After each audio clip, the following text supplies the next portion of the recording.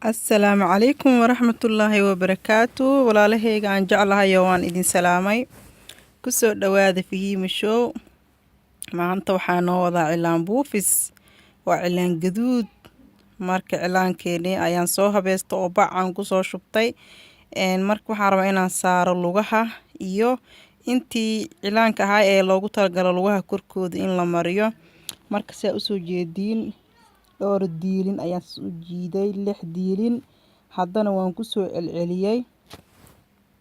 Marka kusoo celceliyay kadib waxaan sameynayaa hal xaba ayaan ku shubayaa, halna waa ka boodaa. Xabad ayaan ku shubaa cilaan, xabadna waan ka boodayaa. Marka waan arkaynaa insha Allah.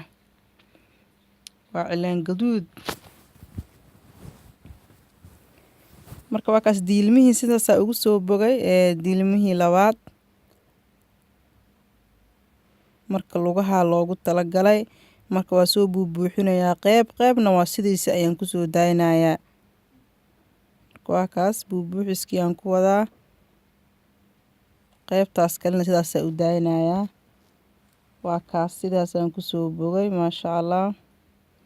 Marka kor ayaan rabaa wax yar inaan ugu sameeyo. Marka waxaas yar aan kor ugu sameynayo. Cilaanka lee qurxisaa ma ogiye. Haddaa adiga rabtidna waa iska dayin kartaa, haddaa rabtidna waa ku darsan kartaa. Marka kor ayaan wax yar oo cilaankaas ugu sameynayaa.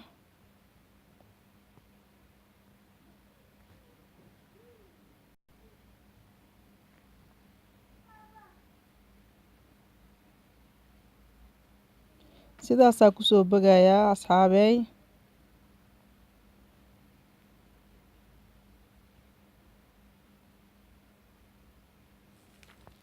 Sidaasaan ku soo dhameeyay. Marka hadda waxaan saarayaa gacmihii iyo lugihii korkooda cilaanka la marsan lahay ayaa noo haray. Marka halkaana rabaa inaan idinku tusiyo dhowr naqshadood oo la saara karo lugaha korkooda ama gacmaha labadaba.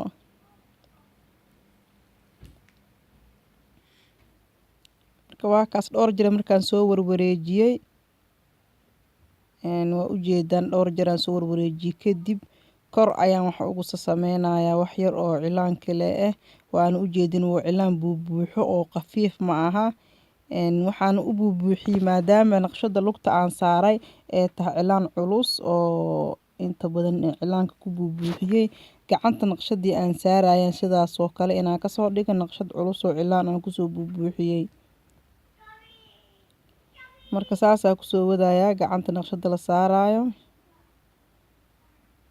Maasha Allah cilaanka aad u fudud yahay. Ana hadda markaan saarayo wax badan ma igu qaadanin.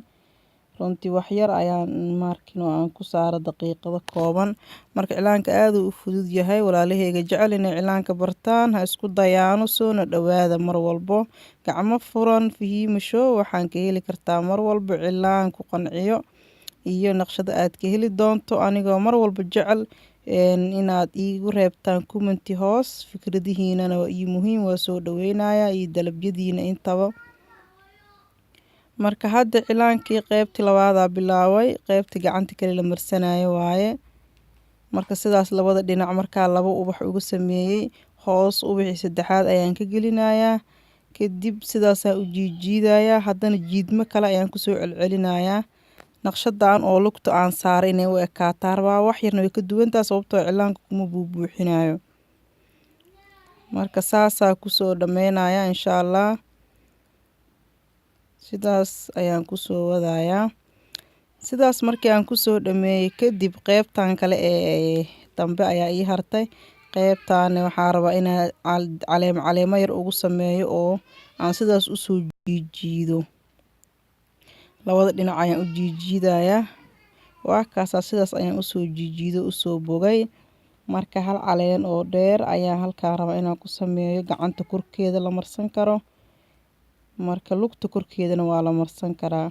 Markii hore hal diilin ayaan u soo jiiday kadib wax yar ayaan geesaha dhan ugu soo wareejinaa. Dhaxdana ubaxyo kale ayaan ka gelgelinaa. Sababtoo hadda diilintan keligeed ku dhaafo qurux ma noqonayso. Markina dhaxdan ubaxyo kale ka gelgeliyo waaye si uu cilaanka u noqdo cilaan qurxan oo dadka markay arkaan soo jiidanayo maasha Allah. Waa kaas qeybteeni oo saas aheeda ayaan ku soo wadaa. saas ayaan kusoo dhameynayaa. waa cilaan gaduud, cilaan buufis mar hore igu dambeysay Soomaaliya ayaan ku marsan jiray.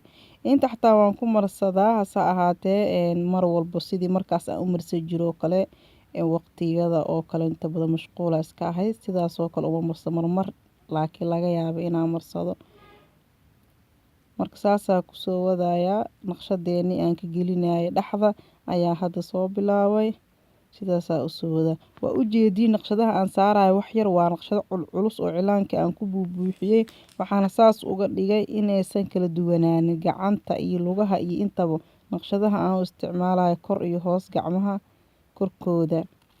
Saas ayaa cilaanka culeys uga dhig oo ugu soo celceliyey. Waxaa kaloo samayn kartaa bacda dulkeeda waa weynaysan kartaa. Kadib waxaa kuu fududaanayso cilaanka inaadan ku soo celcelinin. Hal ubax markaa sameysid bacda hadday khafiif kuu tahay waxaa u baahan tahay inaa mar labaad ku soo celcelisid. Laakiin hadday bacda dulkeeda ee wax yar kuu weyn yahay ma u baahanaysid inaa ku celcelisid.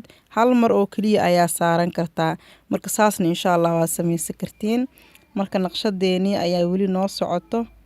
Qaybtaas kore ayaa inoo hartay. Sidaas ayaana kusoo wadi doona insha Allah. Marka saasaa ayaan rabaa inaan kusoo dhameeyo. Marka waa arkeena insha Allah markaa soo dhameysid ay kusoo baxdo.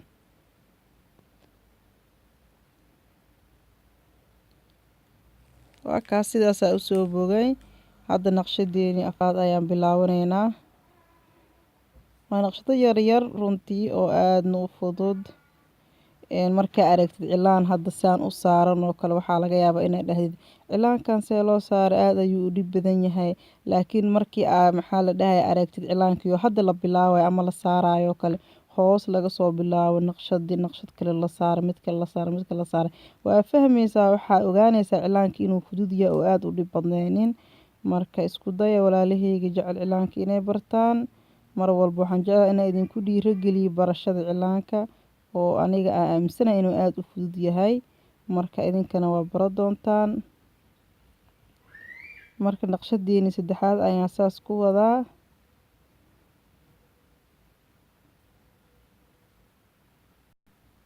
Sidaasaa insha Allah kusoo dhameynayaa.